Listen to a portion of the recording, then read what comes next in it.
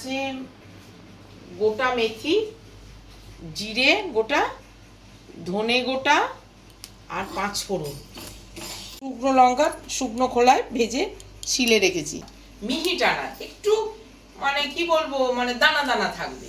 এটা ভালো গন্ধ আসছে হ্যাঁ, গন্ধ হবে না, মেথির গন্ধে একটু একটু কড়াভাবে ভাজতে হবে, মানে পুড়বে না, মানে পুড়ে যাবে না, অথচ মানে একটু নাড়া। এই যে মৌরিটা দেওয়া ভুল হয়ে গেছে, মৌরি দিতে হবে। আচ্ছা, মৌরি দেবে এবার, তাই তো? হ্যাঁ, মৌরিটা দিতে ভুলে গেছি। মৌরিটাও কি ওরম ভাবে ভেজে দেবে? হ্যাঁ, একটু টেলে নিতে হয়। এটা কিরম গন্ধ, সুন্দর একটা গন্ধ বেরোচ্ছে। মৌরিটা দেওয়া হয়নি, বেশি না,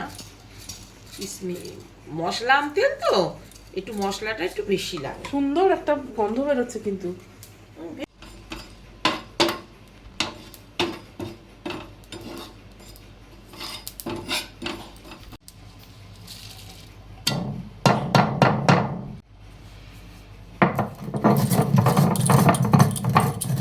এটা মিক্সিতে বাটলে কি হবে? মিক্সিতে বাটলে না দানা ভাবটা থাকবে না, একটু দানা দানা, একদম মিহি হবে না। মিহি হলে অতটা টেস্টি হয় না। তাহলে কি হতো, শুধু একটু তেল তেল অবশ্য গরম করে দিলে কি হয়, তেলটা গরম করে ঢালা যায় না, ঠান্ডা করতে হয়। তারপরে তেল একটু গরম একদম টকবক করে ফুটবে, সেটা ঠান্ডা হয়ে গেলে তারপর বোতলে ঢালতে হয়, তাহলে জিনিস নষ্ট হয় না। আচ্ছা, যদি তুই গরম তেল একদম মানে টক করে ফুটছে, ফুটিয়ে ঠান্ডা একদম জলের মতো ঠান্ডা করে নেবে, তারপর আচার হয়ে যাওয়ার পর ওই ঠান্ডা তেলটা ঢালতে হবে, তাহলে আচার কোনোদিন নষ্ট হবে না। তবে তুমি যদি জল হাতে দাও তাহলে তো নষ্টই হবে, জল ছাড়া। এরকম ফুটন্ত গরম হবে? হ্যাঁ, একদম। এটা পুরো ঠান্ডা হলে শিশিতে একটু আমি জাস্ট নেড়ে নিয়ে এই মশলাগুলো দিয়ে দেবো, তারপর আবার তেল গরম করে ঠান্ডা করবো, তারপর আবার ওই বোতলে দিতে হবে।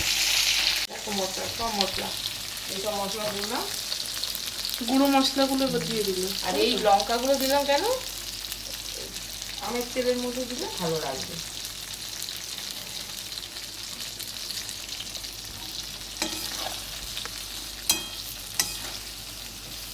একটু লবণ দিতে হবে, একটু হলুদ দিতে হবে।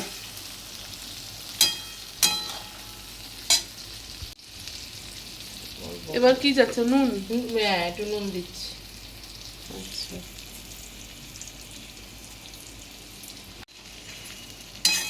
এবার ভালো করে নেড়ে নিচ্ছ, তাই তো? একটা জিনিস দেওয়া হয়নি যেটা সবচেয়ে মানে ইম্পর্টেন্ট জিনিস, সর্ষেটাকে একটু টেলে গুঁড়ো করে এটা দিতে হবে। তেলে মানে? তেলে মানে এই যে চলতি বাংলা তেলে বলে, এই যে তাওয়া একটু গরম করি যেটাকে, ওটাকে টেলে। ও আচ্ছা, মানে ভাজা করে নেবে একটু। ভাজা বলতে কি, বেশি সর্ষে বেশি ভাজা যায় না, তাহলে তেতো হয়ে যাবে।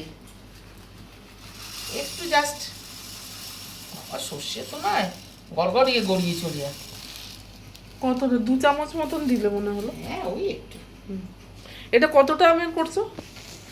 এটা আমার তো সব একসঙ্গে এসছে, এটা কতটা হবে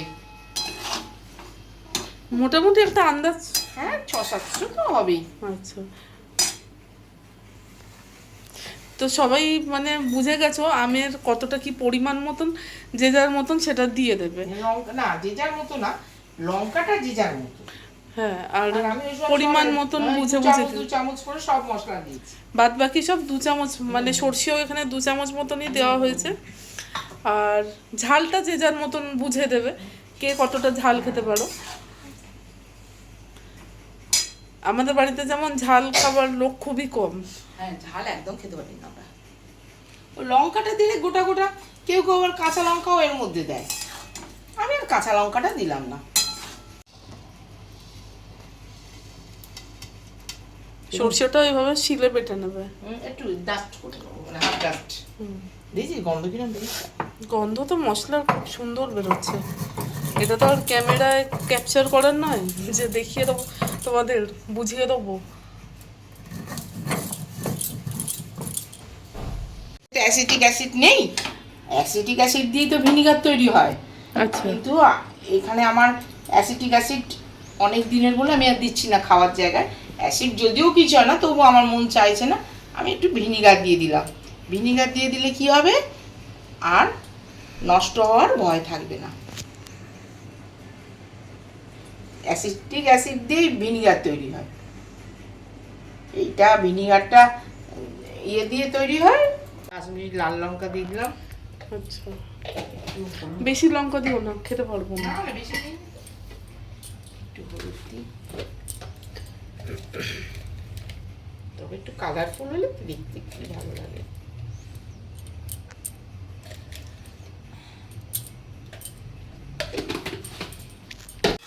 হয়ে গেছে এটা, তাই তো? এবার ঠান্ডা হবে, ঠান্ডা হওয়ার অপেক্ষায়, তারপরে কাল থেকে এটাকে রোদে দিতে হবে।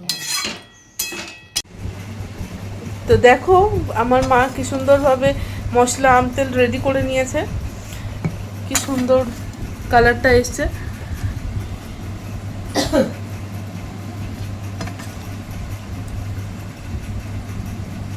আমা কাল থেকে খাবো। কাল থেকে না মজলে কি করে হয়, এটা তো মজলে দিতে হবে না, মজলে দিতে হবে, না মজলে হবে কি করে? প্রত্যেকবার আমের চাটনি খেয়ে খেয়ে আমি পুরো চাটনি হয়ে যাই, কিন্তু এবারে আমার একদম মনপসন্দ সমস্ত কিছু তৈরি হয়ে যাচ্ছে বাড়িতে।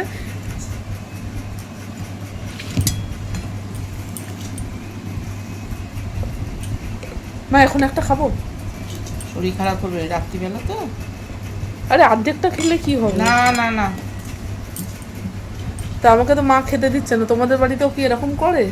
খাবার রান্নার পরে শিশিতে বা কৌটে তুলে রেখে দেয়? জানাও জানাও, তাড়াতাড়ি জানাও কি করে।